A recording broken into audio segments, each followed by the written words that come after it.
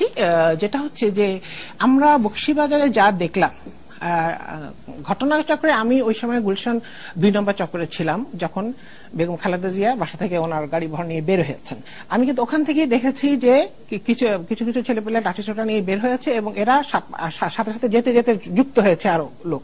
সুতরাং এই যেটা আমরা দেখেছি এখানে এটা হওয়ার কোনো কথাই না, কারণ ওখানে উনি হাজিরা দিতে গেছেন একটা দুর্নীতির মামলা, চুরির মামলায়, এবং এই মামলাটা কিন্তু ওনার বিরুদ্ধে হয়েছিল 1/11 সময়।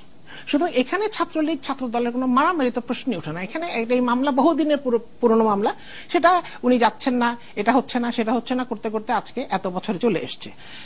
আর যে ঘটনাটা ঘটেছে এটা পরিকল্পিত, এবং কারণ মিটিং কোন পাশ থেকে পরিকল্পনা নাকি দুপাশেই পরিকল্পনা, মানে ছাত্ররা নিয়ে গেছে আর ছাত্রলীগ প্রতিহত করেছে? এটা ছাত্র দলের পরিকল্পনা, কারণ এখন বিএনপির কোনো উপায় নেই, তাদেরকে সুযোগ পেলেই তাদের শক্তি দেখাতে হবে, তাদের একটা জঙ্গি ভাব দেখাতে হবে, কারণ তারা রাজনীতিতে অনেকটাই পিছিয়ে পড়েছে। কারণ আপনি একটু দেখেন নবনীতা, যে একটু পিছনের দিকে যান, তাদের ঢাকা কেন্দ্রিক যতগুলা কর্মসূচি ছিল সবগুলাই ফ্লপ করেছে, এবং লাস্টে যে ওনাদের মার্চ ফর ডেমোক্রেসি, যেটাকে উনি বলেছিলেন ডেমোক্রেসি ফর মার্চ, সেটাও পর্যন্ত চরমভাবে ব্যর্থ হয়েছে। সুতরাং ঢাকায় তাদের শক্তি প্রদর্শন করতে হবে যে কোনো কিছুর বিনিময়।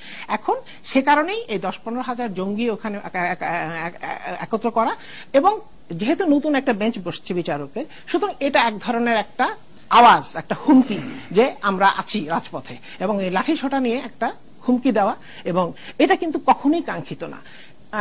উনি 3 বারের প্রধানমন্ত্রী, সাবেক প্রধানমন্ত্রী, উনি এই মামলায় যাবেন, সিনিয়র 2-1 নেতা এবং ওনার আইনজীবীদেরকে নিয়ে উনি ঢুকবেন, এবং তাহলে এই মামলার সিরিয়াসনেসটা, গাম্ভীর্যটা বজায় থাকবে। সেটা না করে এতবার উনি হাজিরা দিতে গেলেন, কখনো এই সব লোকের দরকার হয়নি, কখনো মারামারি পিটাপিটির দরকার হয়নি, উনি সুন্দরভাবে গেছেন, সুন্দরভাবে এসছেন।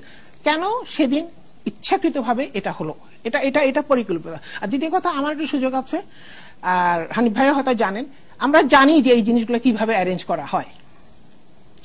লোকজন রাস্তা দাঁড়াতেই পারে। আর আমি বদরুন্নেসা কলেজে, কিন্তু আমি যেটা একেবারেই বুঝতে পারছি না যে একজন নেত্রী বা নেতা আদালতে যাবেন, তিনি আদালতে কাউকে নিয়ে ঢোকেননি, তিনি যদি চান আদালত প্রাঙ্গণে লোক জড়ো করতে বলতে পারেন, তিনি নিয়ে যেতে পারেন, আবার তাকে দেখতেও তো লোক জড়ো হতে পারে, তাতে আপত্তি বা আপত্তি তো নেই যখন তারা শান্তিপূর্ণভাবে যদি রাস্তা দাঁড়ায়। সে কথাই বলতে যাচ্ছিলাম যে আমি বদরুন্নেসা কলেজে 17 বছর চাকরি করেছি, বহু সময় সেই জিয়াউর রহমানের সময় থেকে বহু সময় প্রেসিডেন্ট, প্রাইম মিনিস্টার ওখান দিয়ে গেছে, রাস্তায় লোক দাঁড়িয়ে থেকেছে, হাজার হাজার লোক দাঁড়িয়ে থেকেছে, কিন্তু কখনো মারামারি হয়নি।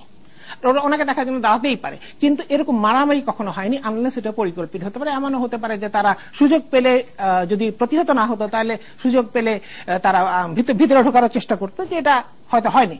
এবং বাকি যারা আছে ছাত্রলীগ আছে, সেটাও আমি বলবো না যে ছাত্রলীগ কেন করলো না, এটা কেন করলো, এটা সেটাও আমি বলবো না, কারণ প্রধানমন্ত্রী তো বলেই যাচ্ছে যে কোনো দলের কোনো বিষয় নেই, যে অন্যায় করবে তাকেই শাস্তি দিতে হবে, সে ছাত্রলীগ হোক আর যেই হোক। ছাত্রলীগ যদি ওখানে কোনো অন্যায় করে থাকে তাহলে তাদেরও সেভাবেই হবে।